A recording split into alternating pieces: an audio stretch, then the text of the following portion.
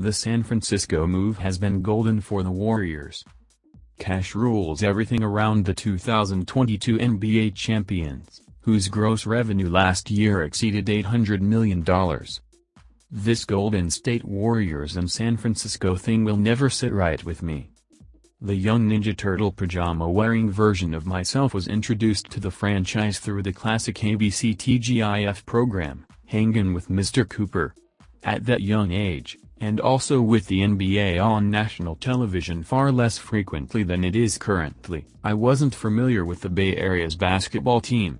But one Friday night Charles Barkley dunked on Mark Curry, and I've followed the team to some extent ever since.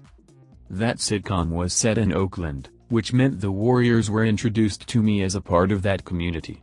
Oakland seemed cool, and the people I met from there as an adult proved the show correct. Now that the franchise is the NBA's crown jewel, it's a bit sad that they uprooted and moved to the other side of the bay. I do, however, understand why it was done.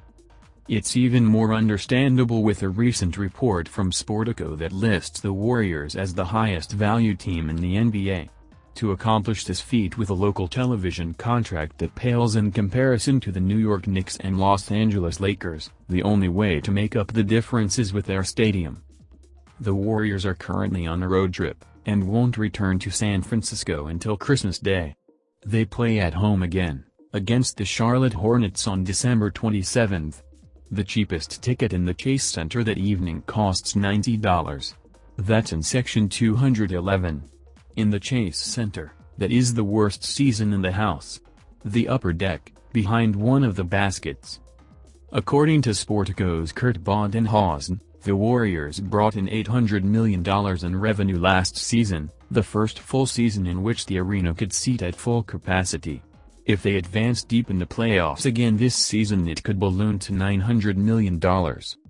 Their revenue in 2021-22 was 50% higher than any other NBA franchise.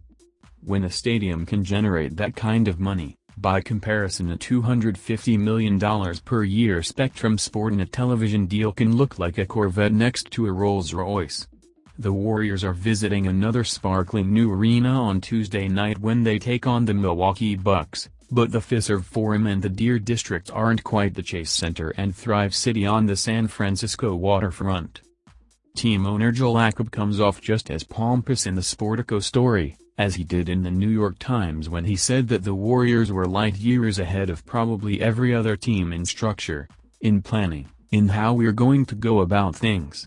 He also told Sportico that he's coming for the Dallas Cowboys spot as the top valued sports franchise in the world, and Alo hit Jerry Jones with a quick jab when he mentioned that franchise hasn't won a championship since 1996.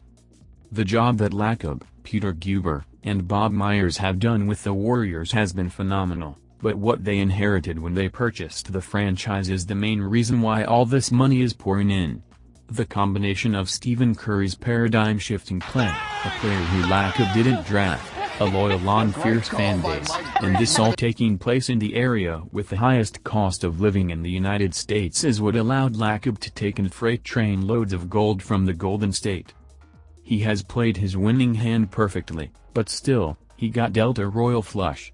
If that Curry ace doesn't hit on the river, Lacob wouldn't be so optimistic about turning the Warriors into a sports, entertainment, media, and technology company.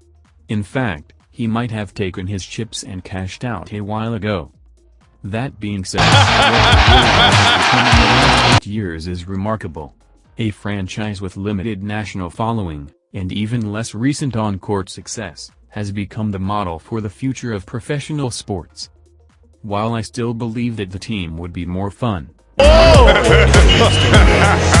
front office projected the Chase Center to bring in anywhere near this amount of revenue. Of course they were going to make the move across the water. Of course they were